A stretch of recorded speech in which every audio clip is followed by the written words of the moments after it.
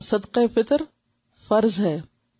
صدقہ فطر کا مقصد روزے کی حالت میں سرزد ہونے والے گناہوں سے خود کو پاک کرنا ہے، کیونکہ صدقہ گناہوں کو صاف کرتا ہے. صدقہ فطر نماز عید سے قبل ادا کرنا چاہیے ورنہ عام صدقہ شمار ہوگا. صدقہ فطر کے مستحق وہی لوگ ہیں جو زکوٰۃ کے مستحق ہیں. حضرت ابن عباس سے روایت ہے کہ رسول اللہ صلی اللہ علیہ وسلم نے صدقہ فطر روزے دار کو بےہودگی اور فحش باتوں سے پاک کرنے کے لیے نیز محتاجوں کے کھانے کا انتظام کرنے کے لیے فرض کیا ہے.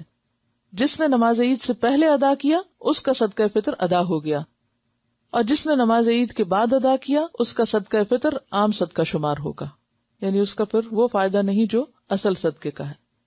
صدقہ فطر کی مقدار 1 صاع ہے جو 3.25 سیر یا 2.5 کلو گرام کے برابر ہے. صدقہ فطر ہر مسلمان، غلام ہو یا آزاد، مرد ہو یا عورت، چھوٹا ہو یا بڑا، روزہ دار ہو یا غیر روزہ دار، صاحب نصاب ہو یا نہ ہو، سب پر فرض ہے.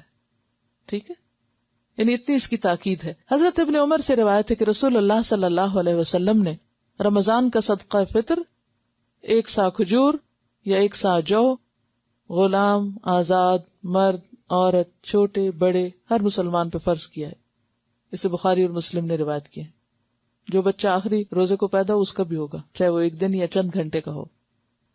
صدقہ فطر غلے کی صورت میں دینا افضل ہے، لیکن پھر اگر نہ ہو ممکن تو پیسے بھی دے سکتے ہیں، یعنی راشن دینا بہتر ہے بنسبت پیسے دینے کے.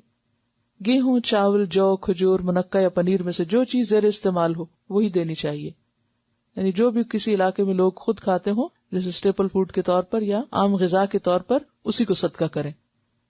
عن ابی سعید رضی اللہ عنہ یقول كنا نخرج زکاة الفطر صاعا من طعام وصاعا من شعیر وصاعا من تمر وصاعا من اقط وصاعا من زبیب متفق علیہ.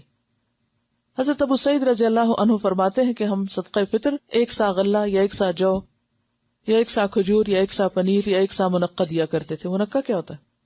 انگور، ڈرائی انگور ہوتے ہیں نا جو بڑے والے. اسے بخاری اور مسلم نے روایت کیا ہے.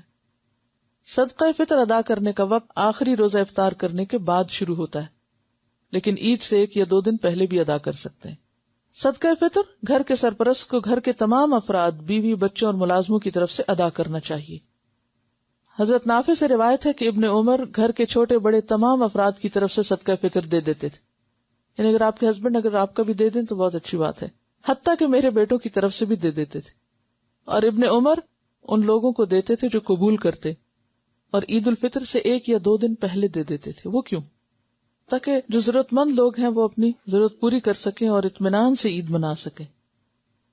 شوہر اور بیوی دونوں ملازمت کرتے تو صدقہ فطر کون دے؟ دونوں میں سے جو چاہے دے، لیکن کوئی ایک ضرور دے دے. کوئی بھی دے سکتا ہے، اس کا ملازمت سے کوئی تعلق نہیں ہے. ٹھیک ہے.